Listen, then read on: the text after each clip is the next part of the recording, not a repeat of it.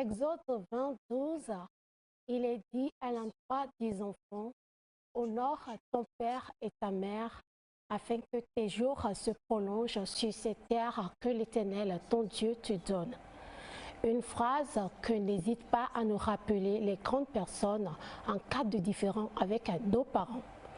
Tandis que dans Colossiens 3, 21, il est également dit à l'endroit des parents, Père, n'irritez pas vos enfants de peur qu'ils ne se découragent.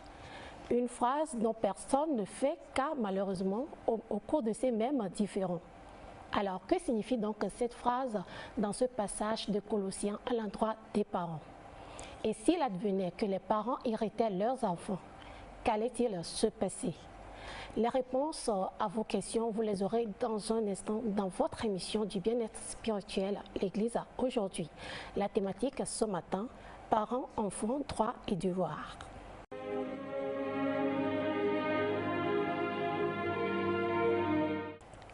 Madame Tini Patricia, bienvenue. Merci, Antia. Et Monsieur Elhomme, que vous connaissez sous le nom de Chantre Elhomme, il est également infirmier d'État et pasteur laïque. Monsieur Afongbeou Elhomme, bonjour. Bonjour, Antia. Comment vous portez? Je me porte bien. Alors, déjà, le décor est planté par rapport au thème. Ce passage dans Colossiens que je viens de citer, Père, n'irritez pas vos enfants de peur qu'ils ne se découragent. Quelle est votre compréhension de cette phrase? Alors, d'abord, nous devons savoir que Dieu, dans Psaume 127, verset 3, dit que les enfants sont un don de la part de l'Éternel. Alors, si nous voyons cela, c'est quelque chose qui est don, tu dois en prendre soin. Donc, les enfants ont une responsabilité. Et les parents, plutôt, ont une responsabilité envers leurs enfants.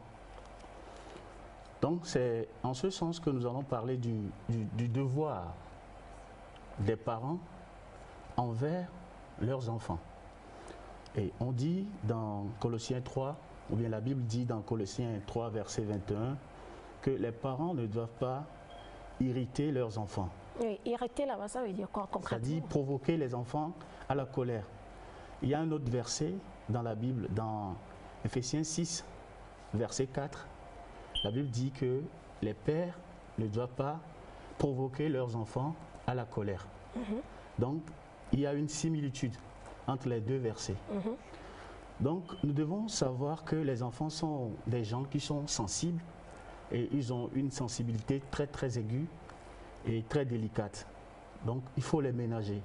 Il faut savoir leur parler. Sinon, vous allez les irriter. D'accord. Mais cela n'empêche pas d'élever l'enfant dans la discipline et dans les voies du Seigneur. Souvent, les parents sont trop durs.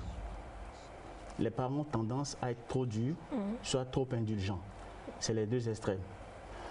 Donc, si vous êtes trop dur, vous allez créer un sentiment de frustration Chez les enfants. chez les enfants. D'accord. Si vous êtes trop indulgent, les enfants seront gâtés.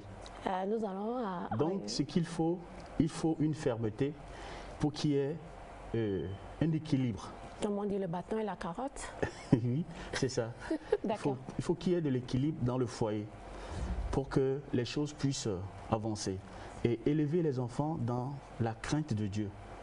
Donc, les parents ont ce devoir d'élever les enfants. Oui, nous allons tout à l'heure arriver aux devoirs et droits de chacun. D'accord. Pour le moment, on va juste résumer votre compréhension de cette phrase « Père, n'irritez pas vos enfants de peur qu'ils ne se découragent », c'est de ne pas trop être ferme avec les enfants de peur de les frustrer. C'est ça? En fait, c'est de ne pas être trop dur. Oui. Être trop dur avec les enfants pour provoquer la colère ou bien les irriter. D'accord. Oui. C'est votre compréhension de la chose. D'accord. Madame Patricia, comment comprenez-vous cette phrase de Colossiens 3, verset 21? Bon, il faut d'abord que nous situions cette phrase dans son contexte. Oui. C'est Paul qui écrit aux parents. Et au tout début, il parle aux parents, femmes aimez vos maris, maris aimez vos femmes, tout ça, voilà.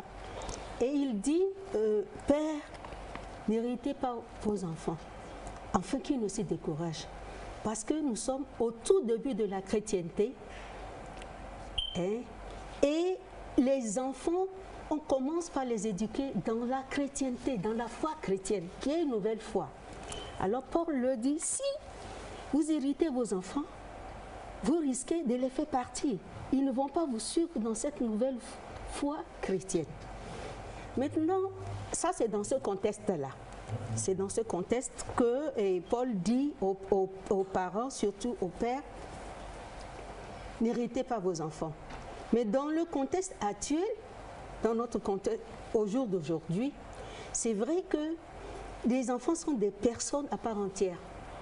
Ces personnes à part entière, avec leur caractère, leur personnalité, leur irritabilité et tout ça, nous devons pouvoir leur parler, savoir leur parler. Comme on dit en éveil, et un pain, ils connaissent la honte. Les enfants connaissent la honte. Oui. Est-ce que vous savez? Oui, c'est un sentiment qui fait quand même. Et puis, quand vous attendez du respect de vos enfants, vous devez pouvoir respecter vos enfants, quel que soit leur âge. Vous allez voir des enfants très en bas âge, vous leur parlez, vous leur dites certaines choses, ils vont vous répéter la même chose. Est-ce que vous comprenez? C'est pourquoi on nous dit, n'irritez pas nos enfants. Parce qu'avec leur personnalité, peut-être leur réaction ne va pas nous plaire et puis il y aura escalade. Voilà. Donc il y a le contexte de Colossiens et il y a le contexte d'aujourd'hui. C'est parce que on est au tout début de la chrétienté. Oui. Il y a des problèmes et on dit faites attention. Vos enfants là qui vous suivent, que nous voulons élever dans la chrétienté qui est une nouvelle foi, si vous les irritez, nous risquons de les perdre. Oui. Voilà. Selon vous, quels sont les devoirs des parents envers leurs enfants? Il y a devoir, c'est-à-dire ce que vous êtes tenu à faire en tant que parent. Oui, en tant que parent. Moralement et par la loi, ce que la loi vous oblige à faire aussi. En tant que parent, vous avez le devoir d'éduquer vos enfants, de les protéger. Il faut qu'ils soient en sécurité, physiquement, moralement, de subvenir à leurs besoins, de les scolariser, de leur donner un nom, de leur donner une nationalité. Voilà, en tant que parents, ce sont nos devoirs. Et il y a maintenant le devoir moral, religieux, tout ce qui suit. Mais nous sommes tenus de subvenir aux besoins de nos enfants, de les mettre en sécurité, de les éduquer, de les élever, de les scolariser, de leur donner un nom. Voilà. Ça, ce sont principalement les basiques qu'il leur faut. Voilà. D'accord. Voilà. Alors, Monsieur Elom, pasteur Elom, je dirais plutôt, que pensez-vous être les droits des enfants par rapport à leurs parents? J'aimerais rebondir sur ce que Madame vient de dire par rapport aux devoirs. Il y a quelque chose que j'aimerais souligner, c'est par rapport au nom et à la nationalité. C'est très important. Il y a beaucoup d'enfants qui n'ont pas de nationalité juste parce que leurs enfants, leurs parents ont manqué de les enregistrer à leur naissance, à l'état civil. Donc c'est un devoir d'un parent. Très, très important. Très, très important. Parce que avant que l'enfant ne soit reconnu par la société, il faut qu'il ait une identité. Donc c'est très important. C'est ce que je voudrais ajouter à ce que Madame a dit. Maintenant, c'est la même question que j'ai posée autrement. Oui. Quels sont les droits des enfants auprès de leurs parents? Oui, les enfants ont le droit d'être protégés par leurs parents, comme elle a dit. L'enfant a le droit à un toit. Il faut que l'enfant soit dans un foyer. Et si les enfants se retrouvent dans la rue, je pense que c'est la faute aux parents.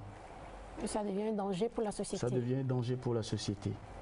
L'enfant doit être nourri et en tant que parent, il faut veiller à ce que l'enfant ait le minimum pour pouvoir vivre. Il ne faut pas que l'enfant se sente frustré, il soit obligé d'aller vers les autres enfants, peut-être à l'école, pour demander à manger, tout ça. Il faut que les parents veillent à cela. Alors, est-ce que cette responsabilité, si les parents veulent vraiment être responsables, est-ce que ça ne reviendrait pas à l'homme et à la femme dès le début de tout faire pour se retrouver professionnellement et financièrement stable, ne serait-ce que moyennement, avant d'aller à l'enfantement? Oui, effectivement.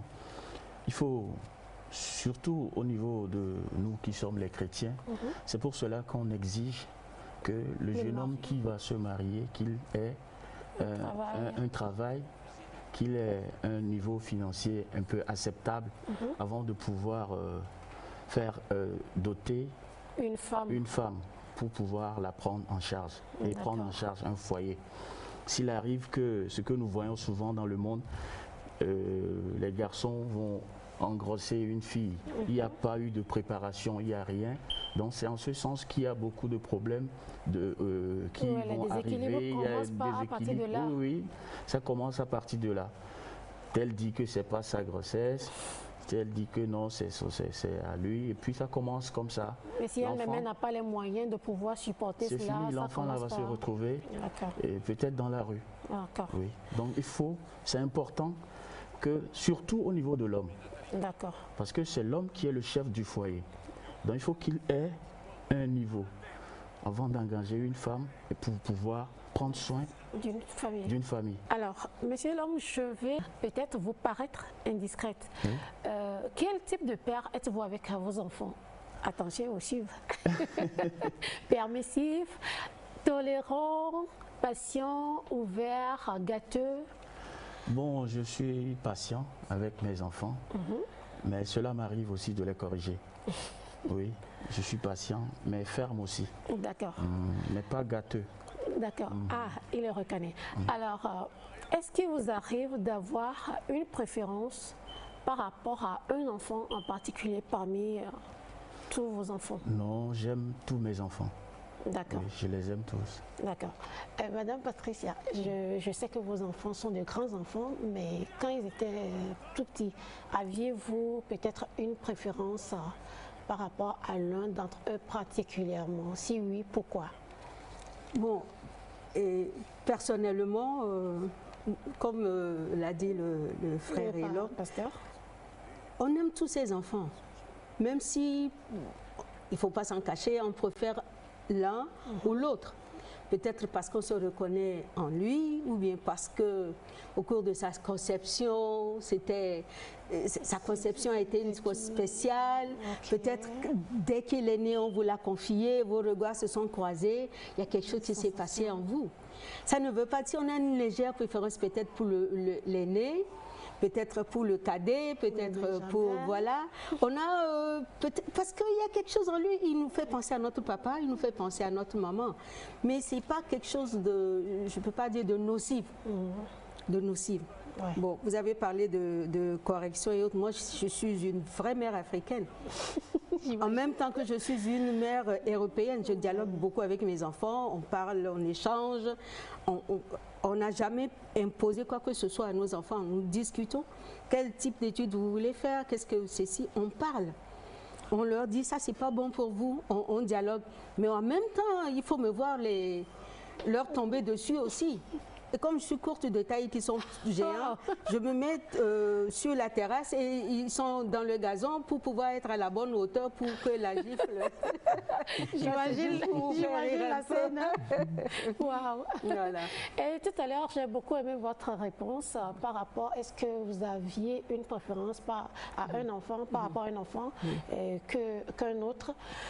Vous êtes des parents, sûrement vous n'allez pas vouloir accepter, mais elle a dit subtilement, parce que c'est des cas que... c'est une femme, non, c'est normal que ce qu'elle a dit, tu vois, tout ce qu'elle a évoqué. Oui. C'est elle qui a porté l'enfant, tout ce qu'elle a dit. Oui, mais il y a aussi des papas qui, parmi... Moi, j'étais la préférée de mon papa. Ah, vous voyez, non? Donc, il y a des papas qui préfèrent parfois un des enfants que les autres. Et souvent même c'est les filles. Hein. Souvent les garçons sont plus avec les mamans et les filles sont plus avec... Moi j'ai 3 filles, je les aime toutes. Pour vous c'est bon parce que parfois il arrive dans certaines familles où il y a cette préférence de plus que l'autre. Lorsqu'un enfant se sent plus sollicité, plus aimé, plus apprécié par son père ou sa mère que l'un de ses autres frères ou sœurs, qu'est-ce qu'il peut devenir cet enfant? C'est-à-dire que peut-il advenir de cet enfant? Bon, c'est-à-dire c'est lui qui est plus apprécié. Oui. Pourquoi il est le plus apprécié? Peut-être plus obéissant, plus attentif, plus travailleur à la maison. Peut-être qu'il a développé des qualités et il facilite la vie à ses parents. C'est pas nocif, c'est pas nocif, c'est pas mauvais, c'est pas méchant. Nous avons plusieurs types d'enfants. Ceux qui sont turbulents, ceux qui sont directs, ceux qui sont travailleurs, ceux qui sont calmes, ceux qui sont posés. Bon, nous avons peut-être tendance à montrer notre préférence à celui qui nous facilite la vie. Par rapport à ceux qui sont récalcitrants, qui ne travaillent pas à l'école. Il y a des enfants à qui on ne dit jamais rien. Ils font tout d'eux-mêmes. Ils reviennent de l'école, ils font leurs devoirs tout seuls. Ils font ceci, tout ce qu'on leur dit, on n'a pas besoin de le répéter. Ou bien justement, ils sont dociles. Oui, donc c'est pas méchant. D'accord. C'est pas méchant. Mais maintenant, ce que moi je reproche souvent aux parents, c'est de montrer ou de marquer un peu trop cette préférence. Moi je dis que l'enfant qui a le plus besoin qu'on aime, c'est celui justement qui a des problèmes. Celui qui n'est pas le plus intelligent à l'école, celui qui est... C'est pas notre amour, notre patience que nous allons l'amener à s'améliorer. Que nous allons amener cet enfant-là à s'améliorer. Donc, marquer quand même une trop forte préférence pour l'un de nos enfants, ce n'est pas bon pour les autres. Et ce n'est pas bon pour lui-même aussi. Est-ce que ça ne va pas agir? C'est-à-dire cet enfant peut-être va développer de l'orgueil, l'arrogance parce qu'il se sent supérieur aux autres. Non, pas forcément. Oui, mais l'un des dangers, c'est pour ça que je vous demande en tant que mère de nous dire ce que ça peut créer chez cet enfant. Non, ça dépend de la nature et de la personnalité de cet enfant. Oui. Si cet enfant n'a pas fait exprès pour s'attirer l'attention et l'amour de ses parents, ça ne va pas le rendre orgueilleux. Est-ce que vous comprenez? Parce que lui-même, il est bien dans sa tête, il est bien dans son corps. Oui, le cas dont on parle, c'est que l'enfant a cette prédisposition ou cette disposition, donc il ne le fait pas exprès. Donc, lorsqu'il se sent très apprécié, qu'est-ce que ça peut créer chez lui s'il n'y prend pas garde? Si cet enfant ne prend pas garde, bon, moi je dis que tout dépend des parents. S'ils exagèrent dans cette préférence, voilà. S'ils prennent sa défense systématiquement vis-à-vis des autres quand il y a un problème, si pour ses priorités, les besoins de cet enfant passent avant ceux des autres, là, il risque de semer des choses négatives en cet enfant-là. Comme quoi? Je dois passer en premier. C'est moi le meilleur. C'est moi le plus aimé. Parce que c'est ce qui s'est mis dans la tête. Voilà. Et il va commencer, même jusque dans la société, à développer ce genre de comportement. Voilà. C'est ce que vous voulez comprendre. D'accord. Alors, la même question. Je vais répondre aussi à la même question. D'accord, allez-y. Moi, mon papa préférait, bon, il n'est plus là, il préférait ma petite sœur. Nous sommes 4. Il y avait moi, je suis l'aîné. Et ma petite soeur était venue après 2 décès. Donc, ils avaient une préférence. C'était une fille. Donc, quand j'étais enfant, je me sentais lésé. Je me sentais lésé. Ce n'est pas parce qu'elle faisait quelque chose, mais de façon naturelle, il l'aimait plus que moi. Et c'était flagrant. C'était flagrant. Là, vous voyez. Donc, déjà, ça m'a marqué depuis moi, mon enfance. D'accord. Et j'ai fini par comprendre que ce genre de comportement, ça crée des choses, des frustrations, des choses dramatiques. Des blessures internes. Des blessures, justement, dans le cœur. Et quand la personne grandit, elle va se sentir négligée, frustrée. Et ça les des marque. gens, oui, qui sont marqués, des gens qui vont développer des troubles de comportement par la suite. Vous voyez, des messieurs qui sont agressifs envers leurs femmes, par exemple, sans rien. C'est parce que depuis l'enfance, il y a eu un manque d'affection. Exactement, un manque d'affection envers cet enfant-là. Tout ça sont des troubles qui vont arriver si déjà, dès l'enfance, on commence à négliger les enfants ou bien à préférer l'un par rapport à l'autre. Ils commencent par se renfermer. Exactement. Donc c'est ça. Wow. L'autre côté qu'elle dit, bon, puisque elle a été aimée par ses parents, déjà elle a été choyée.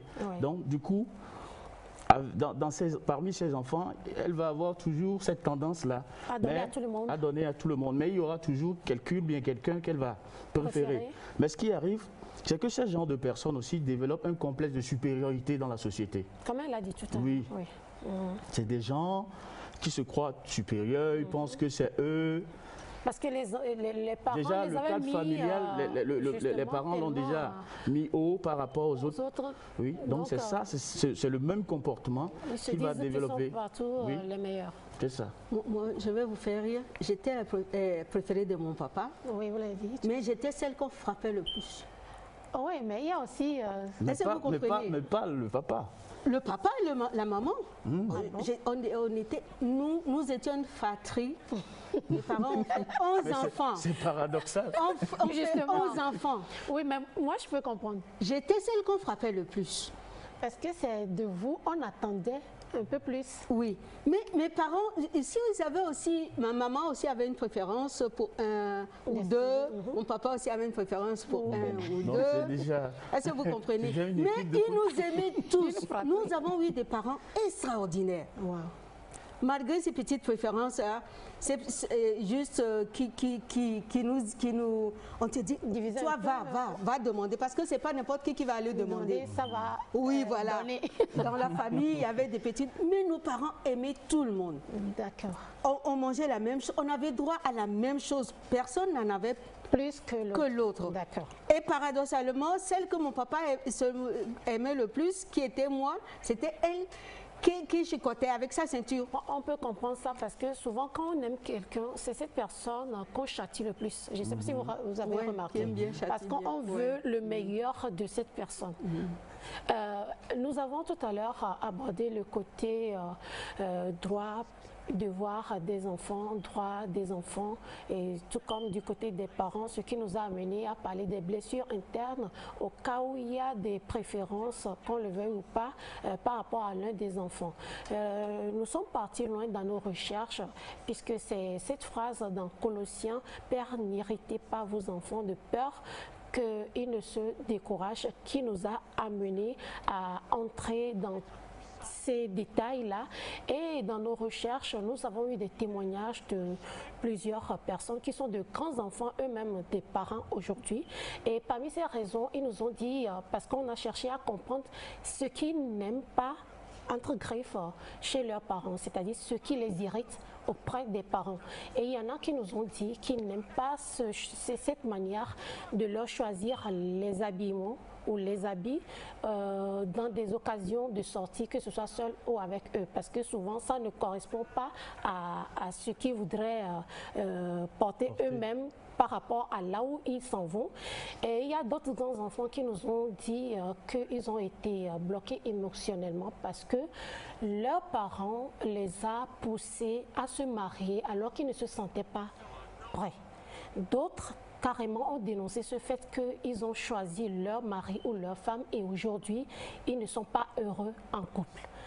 Il y a un autre aspect de la chose que je vais vous laisser découvrir dans cette vidéo de quelques secondes. C'est de la part de M.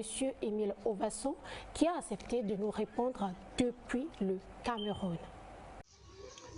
Certains parents opposent sur leurs enfants une éducation, l'éducation qui a été la leur, qu'ils ont reçue eux-mêmes de leurs parents, où l'enfant n'a pas le droit de s'exprimer, d'avoir voix au chapitre. Des fois, c'est instinctivement qu'on le fait. Pour ma part, il est important de laisser les enfants s'exprimer parce que Cela leur permet de se sentir à l'aise et d'avoir confiance en eux. C'est très important pour la suite de leur vie. Il est très important pour qu'un enfant soit nanti, qu'il soit stable sur le plan émotionnel et qu'il ait une formation humaine intégrale, de se sentir à même de s'exprimer, de pouvoir donner son opinion. Je conseillerais aux parents de permettre à leur enfant d'avoir voix au chapitre. En même temps, il faut éviter que l'enfant soit capable de dire n'importe quoi. C'est aussi le revers de la médaille. Tout est dans l'équilibre. Nous disons donc merci à M. Émile Ovasso. M. Émile Ovasso, il a mis l'accent sur le fait que les enfants sont brimés, c'est-à-dire ils n'ont pas droit à la parole quand ils sont avec les parents. Est-ce que vous êtes d'accord que ça aussi, ça crée des blocages dans la vie de l'enfant? Oui, tout est une question aussi de culture. Hein. Dans la culture éveillée et tout ça, je pense qu'il y a même eu un problème récemment. Et on en parlait. Les enfants, les parents disent, je t'ai mis au monde, tu dois faire ce que je te dis ou ce que je veux. Mais quand on parle des devoirs des parents, là, on parle, quand j'ai fait des recherches, que l'opinion de l'enfant compte. L'opinion de l'enfant compte. Puisque ça lui permet de s'extérioriser. Très bien. Moi, j'ai des petits-enfants à la maison. 3 ans, 4 ans, 7 ans, 8 ans. Mais je vous dis, ces enfants, quand vous parlez avec eux, ils ont des opinions sur tout, bien arrêtées. Ils sont éveillés. Voilà. D'accord. Et la culture qui est de ne pas donner la parole aux enfants. Et dans la culture éveillée, moi je suis éveillée, quand une grande personne te parle, tu ne dois pas le regarder droit dans les yeux. Dans les yeux, oui. Mais dans la culture européenne occidentale, on te dit, regarde-moi quand je te parle. Est-ce que vous comprenez? Regarde-moi quand je te parle. Au même moment, on te dit, ne me regarde pas. Donc tu dois baisser les yeux, la tête. On te parle, on t'interdit de lever la tête. De lever la tête ou de répondre. Moi, j'ai eu des problèmes avec des tantes ou des oncles parce que mes parents, eux, on s'exprimait. Mais eux, ils ne permettaient pas que, quand on t'accusait de quelque chose, que tu puisses répondre pour le droit de te justifier ou d'expliquer le problème. Ça, c'est dans notre culture. Et c'est comme ça qu'on a éduqué certains parents et c'est comme ça qu'ils éduquent aussi leurs enfants. Donc ça fait que les enfants sont frustrés, ils ont des blessures internes. Moi, je me rappelle, il y a une grande soeur, une cousine qui me dit, elle ne pardonnera jamais à son tel oncle qui lui a fait telle chose quand elle avait 7 ans. Elle a encaissé beaucoup de choses. Il y a un autre aspect de la chose, c'est que, bon, à l'époque, on n'était pas encore convertis au christianisme. Ma maman faisait quelque chose. Quand je fais quelque chose, une bêtise à la maison, elle ne dit rien. Elle attend que mon papa revienne du service. Et elle lui dit. Et lui vient taper. Et lui me tape. Wow. Donc ça vous a négativement ça m'a marqué négativement. Or, elle aurait pu prendre le temps de discuter avec moi. vous. Même si c'est elle-même qui me corrigeait. Oui. Ça peut passer. Ça peut passer. Ce qui fait que mon papa était un homme très autoritaire. Quand j'entends mon papa, ou bien quelqu'un dit, ah, et l'homme, ton papa est arrivé, hein. Même déjà, s'il est à 10 km ou bien à 5 km, je dois commencer par courir. Oui. D'accord. Donc, il faut que les parents comprennent cela. Tout ce que nous faisons à nos enfants dans l'enfance, ça les impacte, que ce soit positivement ou bien négativement. Et après, on les reproduit. Exactement. D'accord. Oui. Et d'autres en souffrent. C'est vrai, tout ce que nous avons dit tout à l'heure. Regarder son supérieur ou bien un aîné dans les yeux, sous d'autres yeux, comme chez nous, c'est comme un affront. Ce qui fait que nous avons cette habitude de baisser la tête. Mais tu le fais devant certaines personnes, ils vont dire, mais vous êtes timide ou quoi? Une grande personne comme ça. Pourtant, c'est la culture, c'est l'éducation. Mais sous d'autres cieux, par exemple, ici, on te voit jeune dame, parce qu'il y a d'autres qui vont vous dire bonsoir maman et tout ça, parce que le respect qu'on lui a inculqué. Mais sous d'autres cieux, la personne va dire, mais je ne suis pas une dame, je ne suis pas maman, pourquoi tu me traites de vieille? Appelle-moi par mon prénom. C'est ça. Donc, c'est une question d'éducation, de culture, comme l'a dit Madame Tini tout à l'heure. Alors, pour terminer, Madame Tini, quelles sont, en tant que parents, vos attentes de la part des enfants envers vous, si elles ne sont pas encore comblées? Bon, je rends grâce au Seigneur.